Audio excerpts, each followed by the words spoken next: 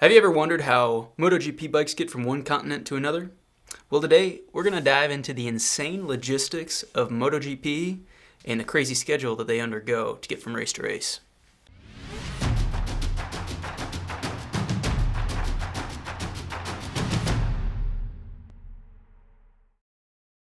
So as you know, MotoGP travels all over the world, and that can prove to be quite the logistical challenge. So how do these teams get their bikes, gear, equipment, and all the things they need to function over a race weekend from Europe to the Americas, Australia, and Asia? Big ol' planes.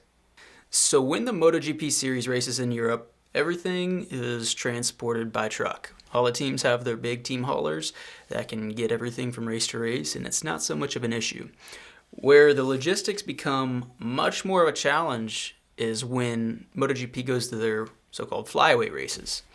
So typically in the MotoGP calendar, these flyaway races bookend the calendar with the first set starting in Qatar, then to Argentina, then to the United States, and then back to Spain for the fourth round. The second set of flyaway races towards the end of the year goes from the European rounds to Thailand, Japan, Australia, and then to Malaysia, before they go back to Spain to end the season. These first set of flyaways, the races are typically spaced out between 2 or 3 weeks, so the team has a little bit of time to make sure everything gets from one place to another. Now the second set of flyaways, those are a little bit more challenging. Those last 3 flyaways are only spaced by a week, so they really don't have much time to get from continent to continent. Now considering these are held on consecutive weekends, the teams don't really have a whole week to get from track to track. The races end on a Sunday afternoon, and then free practice 1 is held on a Friday morning. So everything must get from one place to another with plenty of time for teams to get set up and ready to go.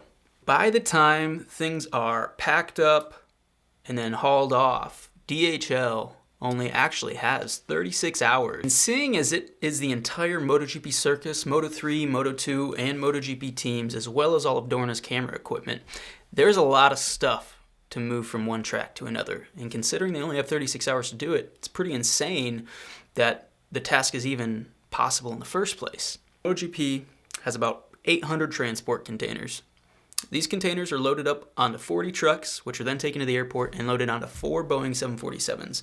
So DHL then takes that, ships it from one continent to the other, where it is met by another set of trucks that will then take the transport containers to the next track. You have to say, a lot of teams will ship a few things by boat ahead of time, teams that have extra sets of gear, hospitality, equipment, and really non-technical things. Those will go by boat because they have multiple sets of those, so they can ship it from one place to another. It saves on a lot of air freight costs and allows them to save that budget for the important things like the bikes, tools, fuel, oil, all that stuff that they need for a race weekend. That goes by air. Throughout the season, with all these flyaways, DHL transports all this equipment about 90,000 kilometers. For those of you trying to do the math in miles, it's about 56,000. Moving the whole MotoGP circus around the world is a pretty impressive logistical feat, and that's why there's hundreds and hundreds of people that are dedicated to figuring all this out. That way teams can get to the track in time, because if they don't, the show can't go on.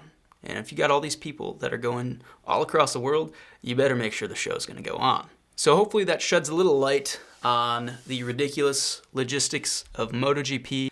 Thanks for tuning in. I'm Hayden with Road Racing 360. Please drop a like, subscribe, and stay tuned for more videos.